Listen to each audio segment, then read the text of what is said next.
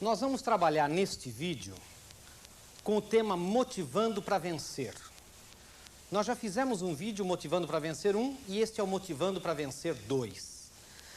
Os dois são vídeos absolutamente separados, poderão ser adquiridos separadamente, mas nós vamos tratar outra vez do tema motivação, que é o grande tema, que é a grande necessidade que nós estamos sentindo hoje em dia no Brasil e no mundo inteiro.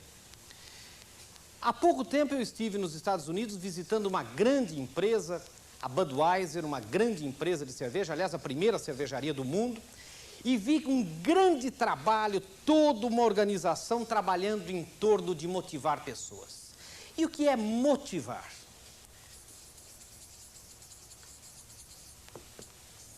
Como o próprio nome diz, motivar é dar motivos. É oferecer razões e motivos para que uma pessoa cresça. Oferecer razões e motivos para que uma pessoa vença. Para que uma pessoa, para que o seu funcionário, para que seu filho, para que sua esposa, para que seu marido vençam as vicissitudes da vida, porque a vida para ninguém é fácil. A vida tem sempre alguma coisa que nós temos que vencer. Agora, como vencer sem motivos para vencer? Motivando para vencer é exatamente trabalhar com alguns conceitos muito simples. Alguns conceitos que alguns de vocês poderão até achar que tem alguma coisa a ver com essas religiões modernas e atuais que andam por aí, mas para que a pessoa tenha garra, tenha vontade, redescubra dentro de si, renasça dentro de si, aquela pessoa que às vezes está morta. Aquela pessoa que às vezes está cansada, está achando que está muito ruim a vida, está achando que as pessoas são negadoras, são negativas. E é isso que nós vamos ver neste vídeo, rapidamente, de maneira bem simples, bem direta. Primeira coisa de motivar para vencer. Primeira coisa de motivar é ouvir. Só se motiva alguém ouvindo esse alguém. E nós, na verdade, estamos na era da comunicação. E por incrível que pareça, a era da comunicação esqueceu-se de ouvir. Ouvir é hoje muito mais importante do que falar. Nós estamos acostumados a falar, a dizer, a nos manifestarmos, mas nós estamos desacostumados, nós desaprendemos a ouvir. Então, o que acontece com chefes hoje, com gerentes, com diretores, com presidentes, é que eles falam, eles proclamam, eles, na verdade, pontificam e ouvem pouco. E num processo decisório, quem não ouve decide mal. Vejam bem o que acontece num processo decisório numa empresa. O que acontece na pirâmide é que sobem informações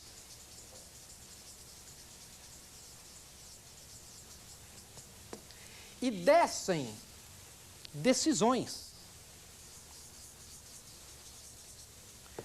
Se a cúpula da empresa, se os níveis gerenciais não ouvirem o que ocorre na verdade e na realidade da empresa, as decisões são cada vez mais erradas.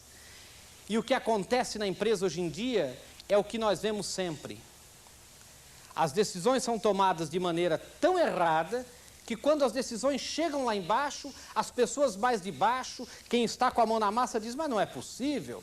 Alguém precisa avisar os homens lá em cima. Isso não existe. Quem é que falou isso para eles? É preciso voltar a ouvir. Motivar é ouvir. Nós temos no Brasil um grande problema, até a educação dos nossos filhos é a educação do vá para lá. O que é a educação do vá para lá? Você está, na verdade, consertando alguma coisa, seu filho chega e fala, pai, o que você está consertando? Ele fala, nada, filho, nada, nada, vá para lá, vá para lá, vá para lá, vá para lá, que vai se machucar. A mãe está fritando alguma coisa, a filha chega e fala, mãe, o que você está fritando? Nada, filha, vá para lá, vá para lá, vá para lá, que vai para lá. Quer dizer, nós passamos anos mandando os nossos filhos para lá. E quando ficamos velhos, ligamos para os nossos filhos e falamos, esqueceu do papai, esqueceu da mamãe, vem para cá, filho. vem visitar seu pai.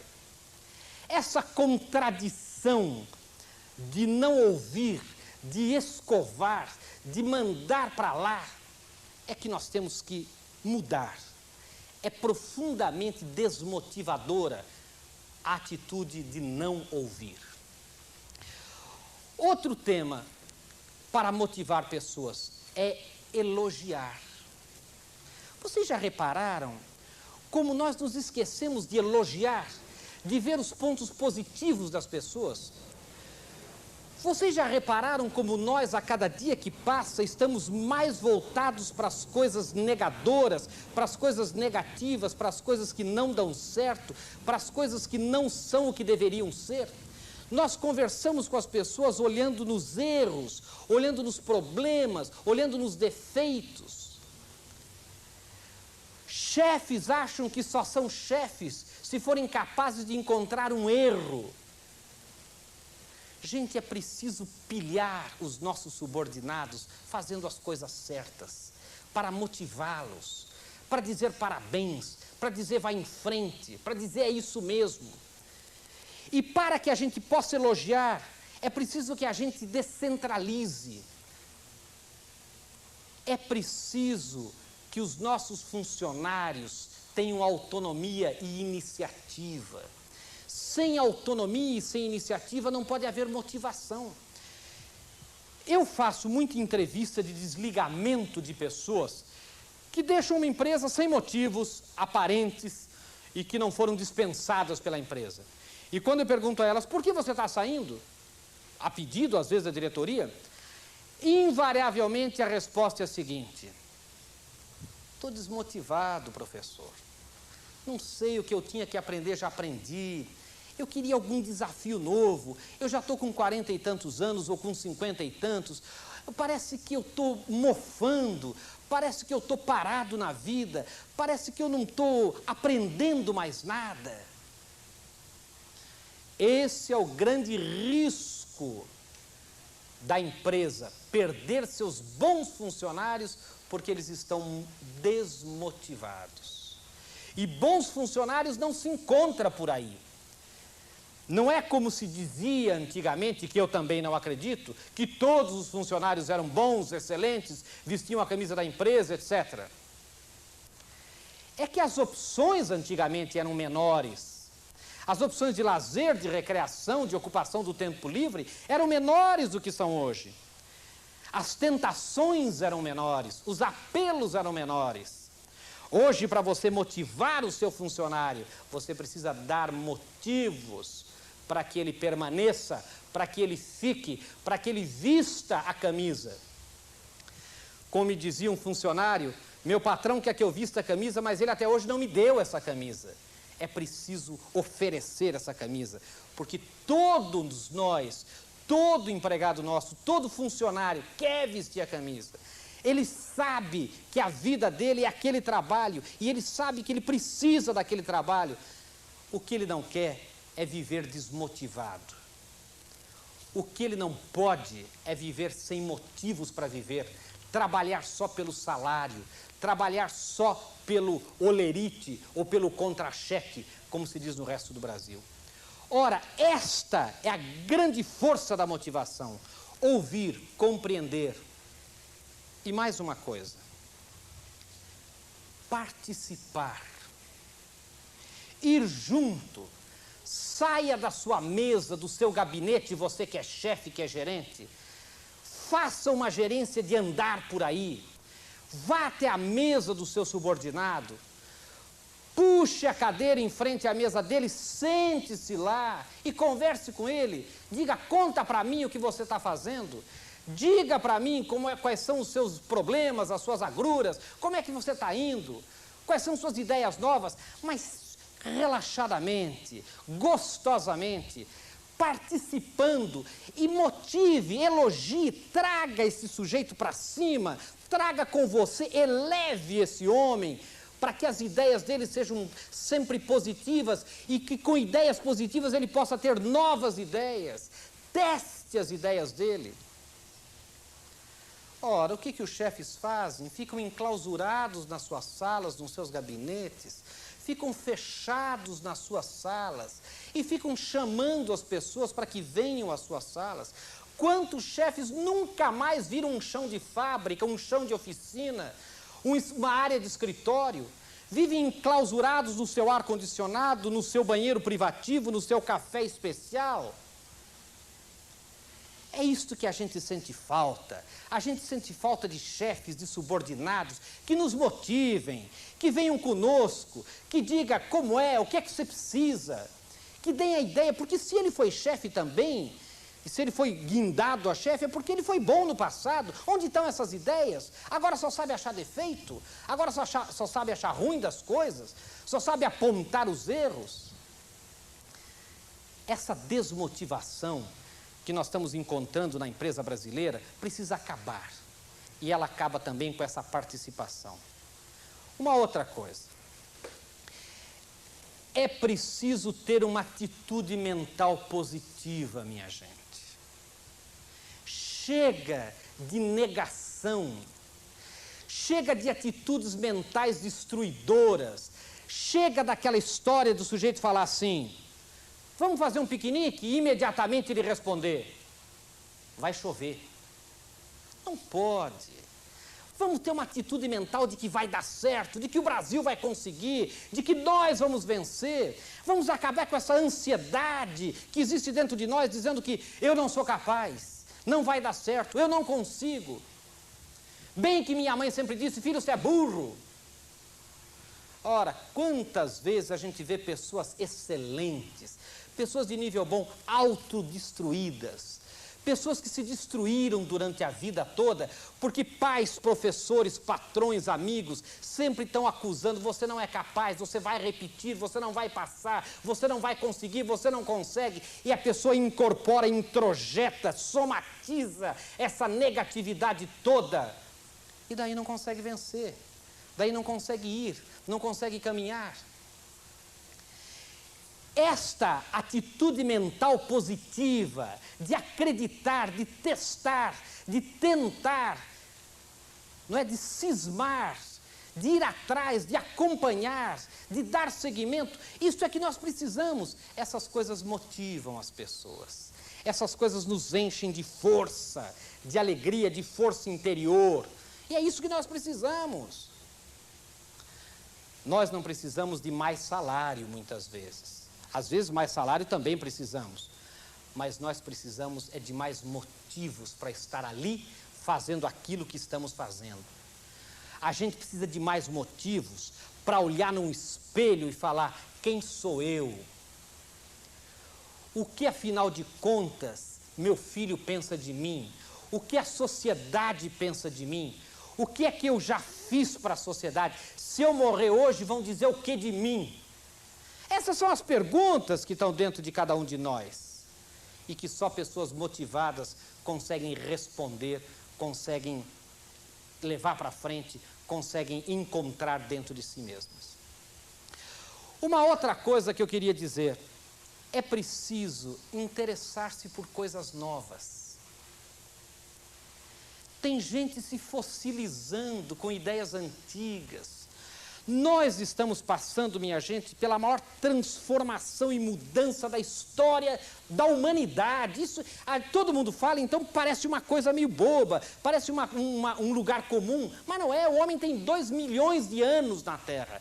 Em nenhuma fase desses 2 milhões de anos, o passo de transformação foi tão grande como é hoje. Lembrem vocês que o século XIV, XV, XVI, XVII, XVIII e XIX começaram e terminaram do mesmo jeito. Entramos no século XX, começa com carruagem no lombo do burro, começa com liteiras, começa com aquela vida dos séculos passados. E onde é que nós estamos hoje? Computadores, fax, tudo via satélite, coisas que jamais sonhávamos. Os livros de Júlio Verne, hoje são livros antigos e eram livros de ficção completamente oníricos, sonhadores. Ora, e o homem é o mesmo. O homem de hoje é o mesmo do Paleolítico Superior. Não apareceu um homem para poder enfrentar as necessidades modernas, um homem de 4 ouvidos, 8 mãos, 9 bocas, 12 braços. Não, não apareceu. O homem é o mesmo. E tudo mudando, e nós não podemos nos fossilizar. O índice de obsolescência do ser humano hoje, de tornar-se obsoleto, é altíssimo. E nós precisamos nos jogar na realidade, no tempo que nós vivemos, no progresso das coisas. É preciso aprender computação, é preciso aprender inglês, é preciso aprender japonês, se for o caso, é preciso participar, é preciso ir atrás, não pode parar. O que me deixa mais estranhado, vamos chamar assim, é ver pessoas que dizem assim: professor Marinhos, no meu tempo a coisa não era assim. Qual é o seu tempo? Me mostre o seu atestado de óbito. Quando foi que você se declarou morto? Quando é que você morreu? Gente que diz que no meu tempo não havia fax, no meu tempo não havia computador. Quando é que você morreu? Qual é o seu tempo? Ou você ainda está nos anos 30? Ou ainda está nos anos 50? Cadê você? Acorda, homem! Esta é a grande necessidade da motivação. Agora nós paramos. Nós achamos que o mundo foi e que nós ficamos. Nós achamos que não somos competentes mais, não somos capazes mais. Nós olhamos um menino mexendo no computador, mexendo num videogame, mexendo num aparelho, até mesmo acertando a data de um videocassete, e a gente fala: meu Deus, como eu sou burro, como eu não consigo aprender isso. Será verdade? Claro que não. É porque você parou de tentar. Você parou de querer, você parou de enfrentar coisas novas, você se acomodou, você dormiu. E muitas vezes, infelizmente, você morreu e esqueceu-se de deitar. Isto é que é preciso, essa ressuscitação interna pela motivação. E a motivação faz isso. Acompanhe o progresso, vá atrás, se interesse, acabe com essa história de que você não é capaz, de que você é de outra era, que você é de outro tempo. Tenha você 70 anos, tenha você 80 anos, veja a idade do Papa, veja a idade do presidente dos Estados Unidos, veja a idade dos grandes presidentes do mundo, mais de 60, e aqui no Brasil com 50 e poucos anos, todo mundo só fala em se aposentar, em parar, em morrer, em pescar. Este é o grande desafio que nós temos que vencer dentro de nós mesmos. Outra coisa que eu queria pedir como ponto de motivação fundamental: fuja da monotonia. Quando perguntaram ao Tristão de Ataíde qual é o maior pecado do mundo contra o homem, ele dizia: o maior pecado do mundo contra o ser humano é a monotonia, é a rotina. Nós não nascemos para a rotina, para fazer todo dia a mesma coisa da mesma forma. Como diz aquela música do Chico Buarque, todo dia ela faz tudo sempre igual. Ora, é preciso vencer a monotonia, é preciso acabar com a rotina, é preciso criar coisas novas na rotina do dia a dia, nas coisas. Todo trabalho é rotineiro, minha gente. Toda função tem as suas partes chatas, as suas partes mecânicas, assim como toda função pode ter e deve ter, e depende exclusivamente de você, a parte criativa, a parte inovadora, a parte do vamos lá, a parte de fazer diferente a mesma coisa. Eu digo isso às donas de casa: arrumar a casa é uma coisa que tem que se fazer todo dia, lavar a louça tem que se fazer todo dia, mas você não precisa fazer todo dia, tudo sempre igual. Você pode mudar, criar, experimentar. Fuja da monotonia, fuja desse ócio que vai corroendo a gente por dentro, do todo dia, tudo sempre igual. Um outro conselho que eu queria dar é o seguinte: calma para decidir. Eu fico falando assim com muito entusiasmo neste vídeo, e as pessoas podem querer sair correndo, querer aprender tudo já, e não é assim. Vocês sabem que não é assim. Uma coisa a cada tempo. É preciso ter calma para decidir as coisas com serenidade. É preciso não se afobar. É preciso não se atropelar. Para isso é preciso que nós reforcemos dentro de nós os nossos pontos que já são fortes. toda pessoa tem pontos fortes, tem identificadores positivos dentro de si. Esses são os identificadores positivos que eu devo reforçar para que eu me identifique cada vez mais positivamente. Ora, eu não vou conseguir fazer tudo. São muitos os apelos, são muitos os comerciais. Eu não vou poder testar todas as cervejas que existem no mundo. Eu não vou poder testar todos os microcomputadores que existem no mundo. Eu não vou poder assistir todos os filmes. Mas se eu tiver serenidade, eu vou poder ser seletivo. Eu vou poder fazer mais aquilo que eu sei fazer melhor e aquilo que eu quero fazer mais. Isto nos motivará, isto nos dará mais motivos para viver. Calma, paciência. O mundo também não vai acabar amanhã. Não é porque você até hoje se sentiu um pouco desmotivado, um pouco morto, um pouco paradão, que agora você tem que atropelar tudo, atropelar todos. Calma. Pense antes. Use a cabeça. Antes de falar ou agir, dizia um filósofo, ligue o cérebro. É muito importante esse conselho. Uma outra coisa que eu queria dizer a vocês. A gente tem que ter para se motivar um objetivo alto, uma meta alta. E a prática dessa meta, desse objetivo, tem que ser firme. Objetivo alto e prática firme, decidida. Não adianta só ter objetivos. Não adianta só ter sonhos altos, é preciso ter um sentimento de missão.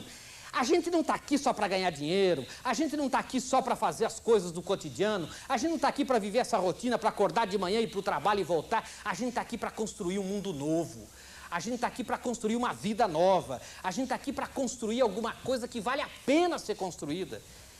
Essa é a minha missão, esse é o meu objetivo alto. E como que eu vou praticar isto? Com firmeza, com dedicação, indo atrás. E aí eu me remeto ao Motivando para Vencer 1. É preciso utilizar a inteligência e a vontade. E toda a inteligência e toda a vontade, que são os atributos do ser humano, dirigidas ao essencial no momento presente. Quem já assistiu Motivando para Vencer 1 sabe do que eu estou falando. E é isto exatamente. É preciso voltar a querer. Querer empreender, querer construir, querer fazer. E eu queria dizer uma coisa. É preciso, antes de mais nada, que cada um de nós respeite o outro. E aí eu vou falar uma coisa que as religiões falam muito. Muita humildade, gente. Não pense que tem o rei na barriga. Não queira ser mais do que é. Não queira ser mais do que os outros. Se você é gerente, se você é chefe, não se esqueça nunca que você foi subordinado um dia. Nunca perca a sensibilidade. Eu, pessoalmente, não acredito que existam pessoas mal intencionadas. Não há ninguém mal intencionado. O que existe é falta de sensibilidade. Falta de empatia. O que é empatia? É a capacidade que eu tenho de me colocar no lugar do outro e agir como se fora o outro. É preciso ter sensibilidade. Quantas pessoas se acham maravilhosas, se acham beneméritas, se acham probas, se acham lianas, se acham corteses, se acham tudo e na verdade não são. Tem má intenção? Não. Falta a sensibilidade. Quantos patrões eu conheço que alardeiam por aí que são bons patrões, que motivam seus empregados, que participam, todas as decisões são delegadas, aqui todo mundo participa de tudo. E você vai e conversa com o pessoal dos escalões inferiores e vê que tudo isso não é bem verdade. O chefe será mentiroso? O patrão será um mentiroso? Não é.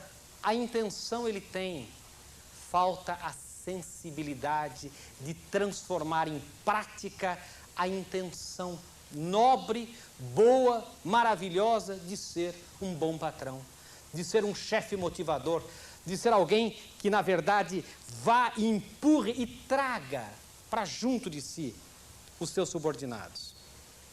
E eu queria dizer alguma coisa para a média gerência, para supervisores, gerentes médios.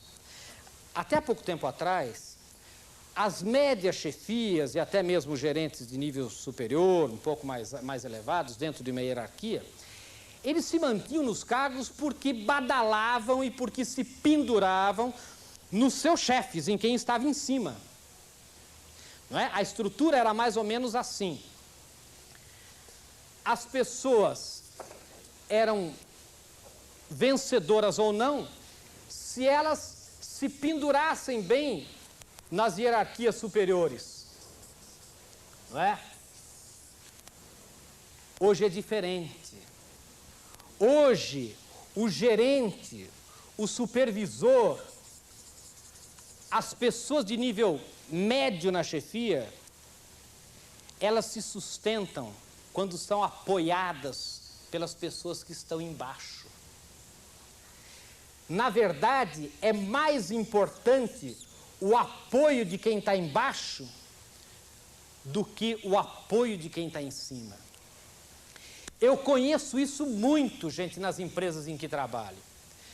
Conheço gerentes onde se conversa sobre eles assim: ele é chato, ele é duro, mas o que este cara, o que o pessoal gosta dele, quer dizer, o que o pessoal trabalha na mão dele, o que ele consegue motivar as pessoas, quer dizer, ele não é um lambibota, não é um puxa-saco, não é um maçaneta, mas ele é um gerente, ele motiva. E ser gerente é ser gente, é motivar, é trazer as pessoas para junto de si. Então, gente, antes de pensar em badalar o pessoal de cima, pense em realmente fazer funcionar a estrutura de motivação do seu pessoal de sustentação, do seu pessoal de baixo. Isto é fundamental. Isto vai te motivar também. Porque você vai estar mais tranquilo, você vai ter o apoio da base, que é o que um político muito sabe fazer. O apoio da base, do chão da fábrica, que é o que o sindicalista sabe muito fazer. E outra coisa que eu queria dizer: humildade e, por favor, sem presunção. Para que presumir? Para que ter presunção? Para que ser presunçoso? Para que achar que sabe? Achar que é o maior? Para com isso. Acabe com isso. Você é chefe. Não tem importância se você é obrigado a usar gravata e vai para o chão da fábrica e vai visitar as oficinas. Não tenha medo. Quanto custa um terno do tintureiro? Quanto custa, na verdade, você ir lá e participar, comer junto com os operários, comer no mesmo restaurante, no mesmo refeitório dos empregados, saber o que está acontecendo, comentar, ouvir. E eu queria dizer uma coisa que também é fundamental. Para se motivar e ser motivado, é preciso dedicar-se às pequenas coisas. Nem tudo no mundo são grandes coisas, nem tudo no mundo são macro coisas. As coisas, na verdade, elas são feitas de seus detalhes. Elas são feitas de as grandes coisas, os grandes sucessos, as grandes invenções, os grandes inventos. Eles começaram com pequenos passos, com pequenas ações, com pequenas obras. E aí que nós temos que redescobrir dentro de nós a observação. Motivar é, portanto, observar, prestar atenção, dedicar-se àquilo que você está fazendo com atenção aos detalhes. Tem muita gente que acha que hoje em dia deve viver no macro, no geral, no absoluto, e não é verdade. Note em qualquer lugar que a gente vai hoje, o bom atendimento se difere do mau atendimento.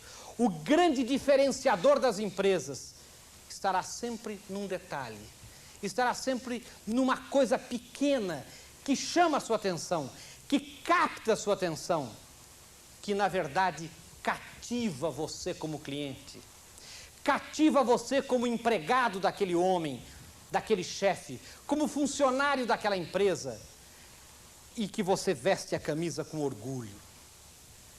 Essas pequenas coisas, esses pequenos conselhos, esta coisa que deveria até chamar-se falando sério sobre coisas simples, é que realmente nos motivam. Ora, e por que é que então estamos todos desmotivados? Porque nós não